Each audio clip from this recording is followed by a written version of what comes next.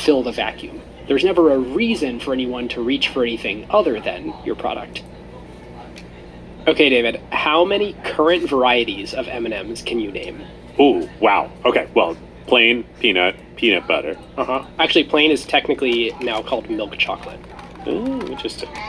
There's dark, right? Yep, which I've got right here.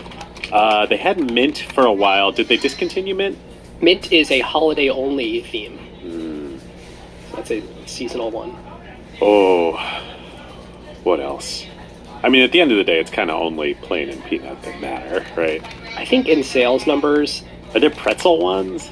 There are pretzel ones. There are also almond. Oh, almonds. See, I'm allergic to almonds, so I never think about almonds. There's also some weird ones. Caramel? Yeah. I don't want that at all, but they make it. Crunchy cookie, which replaced Crispy of our youth. Do you remember the blue packaging Crispy M&Ms? Oh, yeah, I remember the Crispies. Yeah.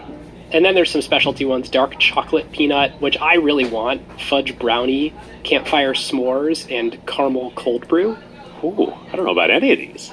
And then there's these really wild limited edition ones, in addition to holiday mint, birthday cake, chili nut, and pumpkin spice latte. Oh, that sounds disgusting. I know. All right. It was almost 20 years old. If you had just held for another 10 years, then instead of that 10x in 13 years, you could have had a 170x.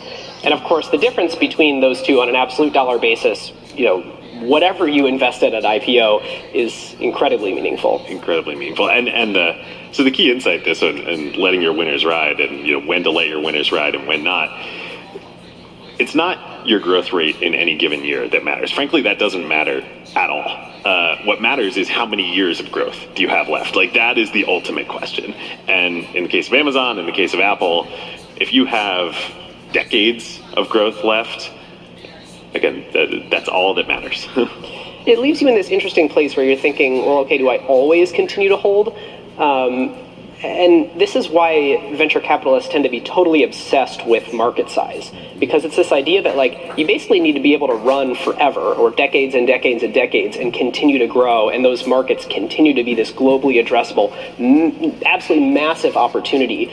Because the compounding, the funny thing about it is, all of the value tends to show up in the out years. And the trick is figuring out, okay, when am I in the out years? Yep. And so there's this great, like everything in startups, there's a great Paul Graham quote to go along with it. Of course, he remarked in December 2020 that an astonishing 99.98% of Amazon's growth had happened